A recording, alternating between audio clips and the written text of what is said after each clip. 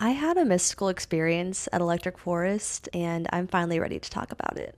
I told myself that I wasn't going to tell the story in this format because, frankly, I was really afraid. I was afraid that this was going to reach people who were going to call me crazy. Frankly, I think that will still happen. So, what I'm doing right now is I'm trying to push through my fear because the things that scare us the most are oftentimes the things most worth doing. Let me cut to the chase. It was day 3 of Electric Forest last year. The venue closed, but then it reopened around midnight. And when the venue reopened, the energy was electric. The night had the makings of a classic comeback story. I actually posted on Reddit in the Electric Forest sub, incoming canon event, buckle up. So we went to see Subtronics, who was amazing, per usual. Afterwards, we were walking to Tripoli to see John Summit. And I noticed as we were walking that I was walking in perfect time with the music. Now, if you're someone who knows anything about entrainment, you might be thinking, that's not that interesting. What's interesting is that as I sped up, the music sped up. As I slowed down, the music slowed down. As I sort of got lost in thought there, I wandered away from my group. They called me back over, and I rejoined them in this column moving toward Tripoli and toward the exits. Everyone's moving so slowly. And so, of course, the beat is moving slowly with us. And I remember having the thought,